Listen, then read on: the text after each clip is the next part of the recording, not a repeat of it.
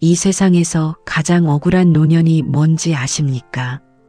나쁘게 산 것도 아닌데, 못되게 산 것도 아닌데, 열심히 살았는데 남은 게 없는 겁니다. 통장도 비고 몸도 아프고 곁에 아무도 없는 겁니다. 왜 이런 일이 생길까요? 오늘 그 이유와 지금 당장 바꾸는 법 함께 말씀드립니다. 평생을 열심히 사셨습니까? 자식 뒷바라지에 허리가 휘도록 일하셨습니까? 남들 눈치 보느라 하고 싶은 말 한번 시원하게 못하고 사셨습니까? 모임에 나가면 왠지 나만 초라한 것 같고 집에 돌아오면 괜히 마음이 무거우셨습니까? 그런데 왜 그런지 정확히 짚어본 적은 없으셨을 겁니다. 오늘 그 이야기를 드리려 합니다. 많은 분들이 60, 70이 넘어서야 이런 말씀을 하십니다. 내가 왜 이렇게 살았나? 착하게만 살았는데 왜 행복하지 않을까? 자식한테 다 해줬는데 왜 이렇게 허전할까? 이 말이 남의 이야기처럼 들리지 않으신다면 오늘 이 시간을 꼭 끝까지 함께 해주시길 바랍니다. 노년 상담 현장에서 수십 년을 보내온 선생님들이 한결같이 하는 말이 있습니다. 어르신들이 가장 많이 하시는 후회는 더 못해줬다가 아닙니다. 왜 나는 나를 위해 살지 않았을까? 바로 이 말이라고 합니다. 평생 가족을 위해, 이웃을 위해, 체면을 위해 살아오셨는데 정작 나 자신을 위해 쓴 시간은 얼마나 되었는지 떠올려 보십시오. 선뜻 대답이 나오지 않으신다면 그게 바로 오늘 이 이야기를 들으셔야 하는 이유입니다. 그렇다면 대체 무엇이 문제일까요? 성격이 나쁜 것도 아닙니다. 게으르게 산 것도 아닙니다. 오히려 너무 열심히, 너무 착하게 살아오셨기 때문입니다. 그 착함이 어떤 방향으로 흘러갔느냐, 그게 핵심입니다. 노년기 삶을 연구해온 전문가들은 말합니다. 노년에 불행한 분들에게는 공통된 습관이 있다고. 그 습관은 갑자기 생긴 게 아닙니다. 수십 년에 걸쳐 조금씩 쌓여온 것들입니다. 그리고 그 습관들은 놀랍게도 착한 마음에서 시작된 것들입니다. 자식을 사랑하는 마음, 관계를 지키려는 마음, 남에게 미움받지 않으려는 마음, 나쁜 마음이 하나도 없습니다. 그런데 바로 그 마음들이 쌓이고 쌓여 노년을 흔들어 버립니다.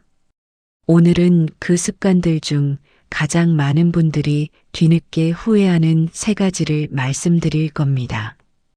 듣고 나면 고개가 끄덕여지실 겁니다. 어쩌면 가슴이 먹먹해지실 수도 있습니다. 하지만 그게 바로 변화의 시작입니다. 지금 60이신 분도 70이 넘으신 분도 오늘부터 달라질 수 있습니다. 나이는 그 결심을 막지 못합니다. 3가지가 무엇인지는 잠시 후 말씀드리겠습니다. 그 전에 딱 한 가지만 마음속으로 생각해 보십시오. 나는 지금 내 삶의 주인으로 살고 있는가? 아니면 누군가의 기대에 맞춰 살고 있는가? 그 질문 하나를 가슴에 품고 계속 들어주십시오. 오늘 이 이야기가 도움이 되셨다면 댓글에 1이라고 적어주십시오. 반대로 별로 도움이 되지 않으셨다면 2라고 적어주십시오. 여러분의 솔직한 한 글자가 이 채널을 더 좋은 방향으로 만드는 힘이 됩니다. 더 좋은 이야기로 보답하겠습니다. 구독과 좋아요는 이런 이야기를 계속 전해드릴 수 있는 가장 큰 힘이 됩니다. 끝까지 함께 해주시면 오늘 가장 중요한 이야기를 놓치지 않으실 겁니다. 지금부터 한 분의 이야기를 들려드리겠습니다. 특별한 분의 이야기가 아닙니다. 우리 주변 어디서나 볼 수 있는 어쩌면 우리 자신의 이야기일 수도 있습니다. 들으시면서 혹시 내 모습이 보이신다면 그냥 지나치지 마십시오. 그게 오늘 이 시간이 여러분께 드리는 가장 솔직한 선물입니다. 마이너스 마이너스 마이너스. 경북 구미에 사는 71세 박정순 씨의 하루는 늘 남을 위해 시작됩니다. 아침 8시 전화벨이 울립니다. 오랜 친구입니다. 언니, 나 오늘 병원 가야 하는데 같이 좀 가줄 수 있어. 박정순 씨는 잠깐 눈을 감습니다. 오늘은 오래전부터 혼자 가보고 싶었던 시장 구경을 하려 했습니다. 그냥 천천히 걸으면서 좋아하는 나물도 사고 두부도 사고 그렇게 오전을 보내고 싶었습니다. 하지만 입에서 나온 말은 달랐습니다. 그래, 몇 시에 갈까? 병원 다녀오고 나니 오후가 됩니다. 이번엔 교회 권사님한테서 연락이 옵니다. 박 집사님, 이번 주 토요일에 어르신 도시락 봉사 나오실 수 있지요? 토요일은 오랜만에 딸아이가 온다고 한 날이었습니다. 같이 밥 먹고 이야기도 나누려 했습니다. 하지만 박정순 씨는 또 말합니다. 네, 나가겠습니다. 저녁이 되어 혼자 밥을 차립니다. 국 한 냄비, 반찬 두어 가지. 밥상 앞에 앉으니 갑자기 눈물이 납니다. 왜 우는지 자신도 잘 모릅니다. 억울한 것도 아닌데, 누가 강요한 것도 아닌데, 그냥 눈물이 흐릅니다. 나는 왜 싫다는 말을 한 번도 못할까? 그 생각 하나가 밥상 위에 뚝 떨어집니다. 이게 하루 이틀 일이 아닙니다. 우리 세대가 그렇게 살아왔습니다. 참는 게 덕이고 베푸는 게 어른이고 거절하면 나쁜 사람 되는 것 같아서 평생을 그렇게 버텨왔습니다. 박정순 씨도 마찬가지였습니다. 그러던 어느 날이었습니다. 동네 복지관에서 조그만 강좌가 열렸습니다. 나를 위한 시간 만들기 라는 제목이었습니다. 큰 기대 없이 들어갔습니다. 그런데 강사 선생님이 첫 마디에 이런 말을 했습니다. 지금까지 얼마나 많은 사람의 부탁을 들어주셨습니까? 이제는 딱 한 사람의 부탁을 들어줄 차례입니다. 바로 나 자신입니다. 박정순 씨는 그 말을 듣는 순간 가슴이 뜨거워졌습니다. 눈물이 날 것 같았습니다. 그동안 나 자신한테는 단 한 번도 예스라고 말한 적이 없었다는 걸 그제야 깨달았습니다. 집에 돌아와서 박정순 씨는 조용히 앉아 종이 한 장을 꺼냈습니다. 내가 하고 싶었던 것들을 적어봤습니다. 혼자 시장 구경하기, 좋아하는 작가 소설 읽기, 봄에 벚꽃 보러 혼자 기차 타고 가기. 적고 보니 대단한 것도 없었습니다. 그런데 그 소박한 것들을 단 한 번도 실천한 적이 없었습니다. 늘 누군가의 부탁이, 누군가의 필요가 먼저였기 때문입니다. 다음 날 아침 또 친구한테서 전화가 왔습니다. 언니, 오늘 시간 되면 나 좀 도와줘. 박정순 씨는 잠깐 숨을 고르고 말했습니다. 미안해. 오늘은 내가 할 일이 있어서 어렵겠어. 전화를 끊고 나서 손이 약간 떨렸습니다. 심장도 두근거렸습니다. 혹시 친구가 섭섭해할까? 혹시 나쁜 사람 되는 건 아닐까? 하지만 세상은 아무렇지 않았습니다. 친구는 그래, 알았어, 하고 끊었습니다. 그날 박정순 씨는 혼자 시장에 갔습니다. 좋아하는 나물 한 봉지 사고, 두부 한 모 사고, 전도 한 장 사 먹었습니다. 아무도 재촉하지 않았습니다. 아무 눈치도 볼 필요 없었습니다. 그냥 걷고 싶으면 걷고, 서고 싶으면 섰습니다. 집에 돌아오는 길, 발걸음이 가벼웠습니다. 오랜만에 느껴보는 가벼움이었습니다. 지금 박정순 씨는 한 달에 한 번 꼭 혼자만의 날을 만들어 두었습니다. 그날만큼은 어떤 부탁도 받지 않습니다. 어떤 연락도 먼저 하지 않습니다. 그냥 나만을 위해 씁니다. 벚꽃 피던 날에는 기차를 타고 경주에 다녀왔습니다. 함께 간 사람은 없었습니다. 하지만 혼자였어도 외롭지 않았습니다. 오히려 오랜만에 나 자신과 오붓하게 함께한 하루였습니다. 박정순 씨가 조용히 말합니다. 진작 이럴 걸 그랬어요. 나를 챙기는 게 이기적인 게 아니었어요. 그냥 당연한 거였는데 왜 그렇게 오래 걸렸는지 모르겠어요. 우리도 그렇습니다. 너무 오래 남을 먼저 생각하며 살아왔습니다. 이제는 나 자신에게도 그 따뜻한 마음을 나눠줄 때가 되었습니다. 그게 이기적인 게 아닙니다. 그게 비로소 어른답게 사는 겁니다. 박정순 씨의 이야기를 들으셨습니까? 어떠셨습니까? 혹시 그 이야기 어딘가에서 내 모습이 보이셨다면 오늘 이 챕터가 여러분께 가장 중요한 시간이 될 겁니다. 박정순 씨는 나쁜 사람이 아니었습니다. 오히려 너무 착한 사람이었습니다.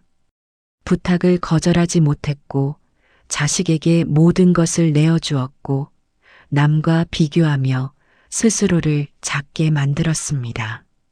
그런데 그게 전부 착한 마음에서 나온 행동이었습니다. 자식을 사랑하는 마음, 관계를 지키려는 마음, 남에게 민폐를 끼치지 않으려는 마음, 어느 것 하나 나쁜 마음이 없었습니다. 그런데 왜 결과는 행복이 아니었을까요? 왜 착하게 살수록 오히려 더 지치고, 더 외로워지고, 더 허전해지는 걸까요? 그 답은 하나입니다. 착함의 방향이 언제나 바깥을 향해 있었기 때문입니다. 자식에게, 친구에게, 이웃에게, 교회에. 정작 나 자신에게로 향하는 착함은 단 한 번도 없었습니다. 이것이 우리 세대가 가장 많이 반복해온 실수입니다. 로마의 철학자 세네카는 이런 말을 남겼습니다. 모든 사람을 위해 사는 사람은 결국 아무를 위해서도 살지 못한다. 자신을 위해 살 줄 모르는 사람은 남을 위해서도 제대로 살 수 없다는 뜻입니다. 처음 들으면 이기적으로 들릴 수 있습니다. 하지만 천천히 생각해 보십시오. 내 안이 텅 비어 있는데 어떻게 남에게 진심을 줄 수 있겠습니까? 내가 지쳐 쓰러져 있는데 어떻게 자식 곁에 든든하게 있어 줄 수 있겠습니까? 세네카는 그 이치를 2000년 전에 이미 꿰뚫어 보았습니다. 심리학에서는 이것을 자기 소진이라고 부릅니다. 나를 지워가며 타인을 채우는 것입니다. 처음에는 뿌듯합니다. 내가 도움이 되는구나. 내가 필요한 사람이구나. 그 느낌이 나쁘지 않습니다. 하지만 시간이 쌓이면 달라집니다. 내가 원해서 하는 건지 거절하기 무서워서 하는 건지 구분이 안 됩니다. 내가 좋아서 주는 건지 나중에 뭔가 돌아오길 바라는 건지 모르게 됩니다. 그렇게 오래 살다 보면 어느 순간 나 자신이 흐릿해집니다. 내가 뭘 좋아하는지, 내가 뭘 원하는지, 내가 뭘 할 때 편안한지 모르게 됩니다. 박정순 씨가 혼자 시장 나들이를 하면서 그렇게 가슴이 먹먹했던 건 그게 난생 처음 나 자신에게 허락한 시간이었기 때문입니다. 미국의 심리학자 에이브러햄 매슬로는 말했습니다. 자기 자신을 존중하지 않는 사람은 타인도 진정으로 존중하지 못한다. 내가 나를 소중히 여길 줄 알아야 비로소 남도 소중히 여길 수 있다는 겁니다. 자식에게 모든 것을 퍼주면서 정작 자신은 허름한 방에 홀로 앉아 눈물 흘리는 어머니를 자식은 과연 존경할 수 있을까요? 자식 입장에서는 오히려 그게 더 무겁고 괴롭습니다. 부모가 당당하고 건강하게 자기 삶을 사는 모습을 보여주는 것. 그게 자식에게 줄 수 있는 가장 큰 선물입니다. 생각해 보십시오. 우리가 자식에게 가장 바라는 게 무엇입니까? 건강하게, 당당하게, 자기 삶을 즐기며 살아주는 것 아닙니까? 그런데 정작 우리 자신은 그렇게 살고 있습니까? 자식에게 바라는 그 모습을 우리가 먼저 보여줘야 합니다. 그게 말보다 훨씬 강한 가르침입니다. 이게 어느 한 분만의 이야기가 아닙니다. 우리 세대 대부분이 비슷하게 살아왔습니다. 나보다 가족이 먼저였습니다. 나보다 체면이 먼저였습니다. 나보다 관계가 먼저였습니다. 어릴 때부터 그렇게 배웠습니다. 나를 앞세우면 이기적인 사람이 되고 참고 베풀어야 어른이 된다고. 그 가르침이 틀린 건 아닙니다. 하지만 그 가르침에는 중요한 한 가지가 빠져 있었습니다. 나를 지키면서 베풀어야 한다는 것. 내가 서 있어야 남도 도울 수 있다는 것. 우리는 그 절반만 배우고 평생을 살아온 겁니다. 덴마크의 철학자 키르케고르는 평생 이 한 가지를 강조했습니다. 자기 자신이 되는 것, 그것이 인간의 가장 깊은 과제다. 남의 시선 속에 자신을 잃어버리고 남의 기대에 맞춰 살다 보면 결국 내가 누구인지조차 모르게 된다고 했습니다. 우리는 살면서 얼마나 많은 역할을 해왔습니까? 누군가의 어머니로, 누군가의 아내로, 누군가의 며느리로, 누군가의 이웃으로. 그 역할들 뒤에 숨어 있는 진짜 나는 얼마나 오래 잊혀져 있었을까요? 이제는 그 질문을 해볼 때가 되었습니다. 나는 지금 진짜 나로 살고 있습니까? 아니면 누군가의 기대 속에 만들어진 나로 살고 있습니까? 프랑스 사상가 몽테뉴는 이렇게 말했습니다. 가장 위대한 일은 자기 자신의 주인이 되는 것이다. 남의 기대에 맞춰 살아온 세월이 아무리 길어도 오늘 이 순간부터 자신의 주인이 될 수 있습니다. 나이는 그 결단을 막지 못합니다. 예순이든 일흔이든 상관없습니다. 지금 이 이야기를 듣고 계신 이 순간이 바로 그 시작점입니다. 그렇다면 어떻게 해야 할까요? 거창하게 바꾸려 하지 않아도 됩니다. 인생을 통째로 뒤집으려 하지 않아도 됩니다. 딱 3가지만 기억하시면 됩니다. 자식에게는 내가 줄 수 있는 만큼만 주는 것. 나를 초라하게 만드는 모임은 과감히 쉬는 것. 내키지 않는 부탁에는 짧고 단호하게 거절하는 것. 이 3가지는 남을 위한 게 아닙니다. 온전히 나를 위한 겁니다. 우리는 너무 오래 나 자신에게 인색하게 살아왔습니다. 남에게는 아낌없이 주면서 정작 나 자신에게는 한 번도 너그럽지 못했습니다. 이제는 그 방향을 조금 바꿔볼 때입니다. 나를 먼저 생각하는 것. 그게 이기적인 게 아닙니다. 그게 비로소 나답게 사는 겁니다. 그리고 내가 나답게 살 때 주변도 비로소 나를 제대로 바라보기 시작합니다. 내가 나를 소중히 여겨야 남들도 나를 소중히 여깁니다. 내가 나를 지켜야 관계도 오래 갑니다.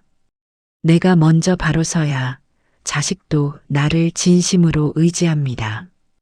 착하게 사는 것과 나를 잃어버리며 사는 것은 다릅니다. 베푸는 것과 소진되는 것은 다릅니다. 거절하는 것과 나쁜 사람이 되는 것은 다릅니다. 우리는 그 차이를 너무 늦게 배웠는지도 모릅니다. 하지만 지금 이 순간 알게 되었다면 그게 바로 시작입니다. 늦은 게 아닙니다. 오히려 지금이 가장 좋은 때입니다. 남은 시간을 어떻게 살지는 지금 이 순간 내가 결정할 수 있습니다. 다음 챕터에서는 지금 당장 실천할 수 있는 구체적인 방법들을 말씀드리겠습니다. 작은 행동 하나가 삶을 어떻게 바꾸는지 함께 이야기 나눠보겠습니다. 자, 이제 마지막 이야기입니다. 앞서 우리는 왜 착하게 살았는데 행복하지 않은지 그 이유를 함께 들여다봤습니다. 이번 챕터에서는 지금 당장 실천할 수 있는 것들을 말씀드리겠습니다. 거창한 게 아닙니다. 아주 작고 소박한 것들입니다. 하지만 그 작은 것들이 쌓이면 반년 후에 내 삶이 달라집니다. 1년 후에 내 표정이 달라집니다. 함께 시작해 보겠습니다. 먼저 자식 이야기부터 하겠습니다. 자식을 사랑하지 말라는 게 아닙니다. 자식을 사랑하되 내가 무너지면서까지 주지는 말라는 겁니다. 경북 안동에 사는 68세 최명숙 씨는 몇 년 전 아들에게 이런 말을 했습니다. 엄마가 도와줄 수 있는 건 여기까지야. 그 이상은 엄마도 어렵다. 처음엔 아들이 섭섭해했습니다. 다른 집은 다 해주던데 왜 우리 엄마는 안 해주냐고 했습니다. 최명숙 씨는 흔들리지 않았습니다. 엄마도 노후가 있어. 엄마가 건강하고 당당해야 나중에 내 짐이 안 된다. 그 말이 처음엔 차갑게 들렸을 겁니다. 하지만 몇 년이 지난 지금 아들이 말합니다. 엄마 덕분에 우리가 스스로 해결하는 법을 배웠어요. 친구들 보면 부모한테 기대다가 나중에 부모 모시는 게 부담스러워진다고 하던데 우리는 그런 게 없어요. 최명숙 씨는 지금 혼자서도 당당합니다. 통장에 여유가 있고 몸이 건강하고 아들 내외와의 관계도 편안합니다. 억지로 잘 보이려 하지 않아도 됩니다. 돈으로 관계를 유지하지 않아도 됩니다. 그냥 있는 그대로 엄마입니다. 자식에게 줄 수 있는 가장 큰 선물은 돈이 아닙니다. 건강하고 자립적인 부모의 모습입니다. 자식들이 가장 두려워하는 게 무엇인지 아십니까? 부모가 아프거나 경제적으로 힘들어지는 겁니다. 반대로 부모가 건강하고 씩씩하게 살면 자식들이 편합니다. 우리 부모님은 알아서 잘 사신다. 그 믿음이 자식을 자유롭게 합니다. 그리고 자유로운 자식이 부모 곁에 더 자주, 더 기쁘게 옵니다. 내 노후 자금은 절대 건드리지 마십시오. 도와줄 수 있는 만큼만 도와주고 나머지는 단호하게 선을 그으십시오. 처음엔 섭섭해할 수 있습니다. 하지만 시간이 지나면 자식이 고마워합니다. 그게 진짜 사랑입니다. 두 번째는 비교에 대한 이야기입니다. 모임에 나가면 왜 자꾸 비교가 될까요? 그건 내가 마음이 약해서가 아닙니다. 그 모임 자체가 비교를 만들어내는 구조이기 때문입니다. 자식 자랑, 손주 자랑, 여행 자랑. 그 안에서 조용히 듣고만 있으면 나도 모르게 내 삶이 초라해 보입니다. 그건 당연한 반응입니다. 그러니 그 모임이 매번 마음을 무겁게 만든다면 과감히 쉬어보십시오. 한 달만 쉬어보십시오.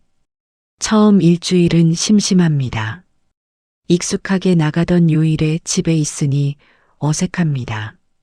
하지만 2주가 지나면 달라집니다. 조용한 오전이 생깁니다.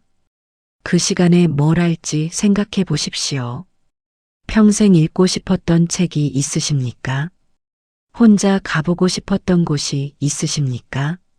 좋아하는 음악을 틀어놓고 차 한 잔 마시고 싶었던 적이 있으십니까? 그 소박한 것들을 이제 하시면 됩니다. 전남 순천에 사는 70세 이순옥 씨는 작년에 모임을 2개 정리했습니다. 15년 넘게 다니던 계모임과 동창 모임이었습니다. 주변에서 말렸습니다. 그러면 외롭다고, 친구도 없어진다고. 이순옥 씨는 단호했습니다. 나가면 더 외로워요. 집에 있는 게 낫겠어요. 모임 정리하고 나서 처음 한 달은 확실히 심심했습니다. 하지만 2달째부터 달라졌습니다. 도서관에서 책을 빌려 읽기 시작했습니다. 평생 시간이 없어서 못 읽었던 소설들을 읽었습니다. 3달째에는 혼자 미술관에 갔습니다. 아무도 재촉하지 않았습니다. 마음에 드는 그림 앞에서 1시간을 서 있어도 됩니다. 4달째에는 혼자 기차를 탔습니다. 강릉에 2박 3일. 누가 어디 가냐고 묻지 않았습니다. 누구 눈치 볼 필요도 없었습니다. 지금 이순옥 씨가 말합니다. 진작 이럴 걸 그랬어요. 혼자 있는 게 이렇게 편한 줄 몰랐어요. 고독과 외로움은 다릅니다. 외로움은 사람이 필요한데 없는 겁니다. 고독은 혼자 있는 시간을 즐기는 겁니다. 고독 속에서 우리는 비로소 나 자신과 마주합니다. 내가 뭘 좋아하는지, 뭘 할 때 편안한지, 뭘 보면 기쁜지, 그걸 알아가는 시간이 고독입니다. 남이 제주도 가든 유럽 가든 상관없습니다. 나는 집 앞 공원 산책이 좋으면 그걸 하면 됩니다. 남의 손주가 영어를 잘하든 피아노를 치든 상관없습니다. 내 손주가 건강하게 웃으면 그걸로 됩니다. 비교를 멈추는 순간 내 삶이 보이기 시작합니다.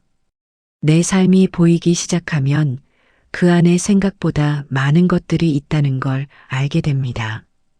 3번째는 거절에 대한 이야기입니다. 거절을 못하는 건 착한 게 아닙니다. 심리학에서는 이것을 자기 존중의 부재라고 합니다. 내가 나 자신을 소중히 여기지 않으니까 남의 부탁을 거절하면 큰일 나는 것처럼 느끼는 겁니다. 미국의 심리학자 헨리 클라우드는 말했습니다. 경계 없는 사람은 타인의 쓰레기통이 된다. 하기 싫은 일, 감당하기 어려운 부탁, 내 시간을 빼앗는 요구들. 거절하지 못하면 그게 전부 내 것이 됩니다. 그렇게 하루가 가고, 한 달이 가고, 1년이 갑니다. 내 시간은 없습니다. 내 에너지는 바닥납니다. 결국 몸이 먼저 신호를 보냅니다. 허리가 아프고 무릎이 쑤시고 아무 이유 없이 눈물이 납니다. 거절은 연습입니다. 처음부터 잘할 수 없습니다. 처음엔 가슴이 두근거립니다. 미안한 마음이 밀려옵니다. 혹시 나쁜 사람 되는 건 아닐까 걱정됩니다. 그런데 막상 해보면 세상은 아무렇지 않습니다. 짧게 말하십시오. 미안한데 오늘은 어렵겠어요.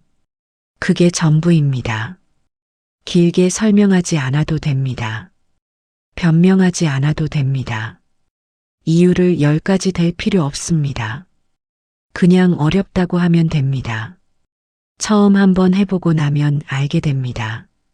세상이 무너지지 않는다는 걸, 오히려 사람들이 더 조심스럽게 대한다는 걸, 거절할 줄 아는 사람을 함부로 대하지 않는 게 사람 사이의 이치입니다. 노년의 시간은 금보다 귀합니다. 그 귀한 시간을 원치 않는 일에 쓸 수 없습니다. 내가 하고 싶은 일에 써야 합니다. 내가 만나고 싶은 사람을 만나야 합니다. 내가 가고 싶은 곳에 가야 합니다. 그러려면 거절해야 합니다. 안 되는 건 안 된다고 해야 합니다. 이 3가지의 공통점이 보이십니까? 전부 나를 먼저 생각하는 겁니다. 평생을 남 먼저 생각하며 살아왔습니다. 이제는 나를 먼저 생각할 때입니다. 그게 이기적인 게 아닙니다. 당연한 겁니다. 내가 나를 소중히 여겨야 남들도 나를 소중히 여깁니다. 내가 나를 지켜야 관계도 오래갑니다. 프랑스 사상가 몽테뉴가 말했습니다. 자기 자신을 잃어버린 사람은 무엇을 얻어도 행복하지 않다. 우리가 자식에게 퍼줘도, 모임에 빠지지 않아도, 부탁을 다 들어줘도 행복하지 않았던 이유가 바로 이겁니다. 나 자신을 잃어버린 채로는 무엇을 해도 채워지지 않습니다. 이제 나 자신을 되찾아야 합니다. 그게 남은 인생의 가장 중요한 과제입니다. 관계에 대해서도 한 가지만 더 말씀드리겠습니다. 좋은 관계는 숫자로 만들어지지 않습니다. 친구가 10명이어도 전부 형식적이면 외롭습니다. 진심을 나눌 수 있는 사람이 딱 2~3명이어도 그걸로 충분합니다. 자랑 없이, 비교 없이, 그냥 요즘 어떻게 지내는지 이야기할 수 있는 사람.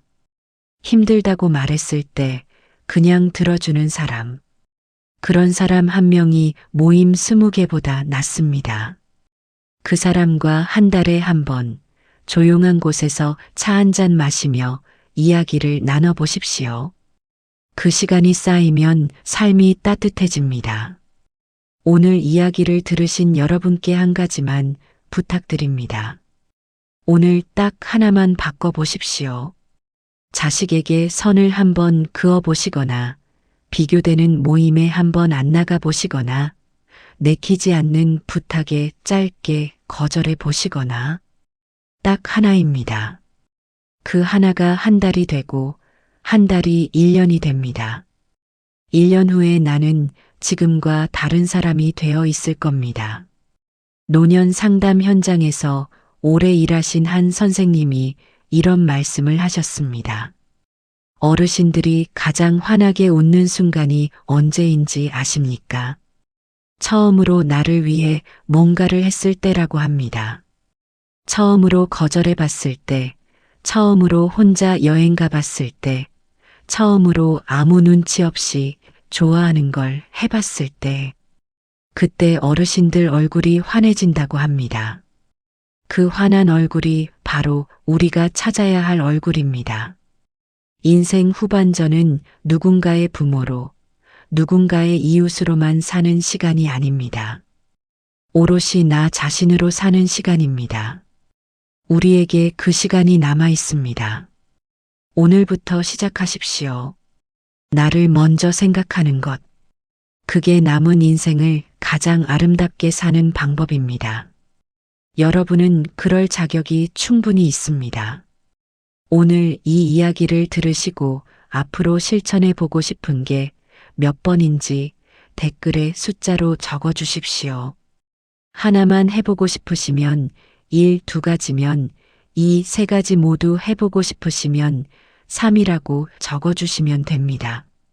여러분의 댓글 한 줄이 이 채널을 더 따뜻하고 유익하게 만드는 가장 큰 힘이 됩니다. 함께 해주셔서 진심으로 고맙습니다.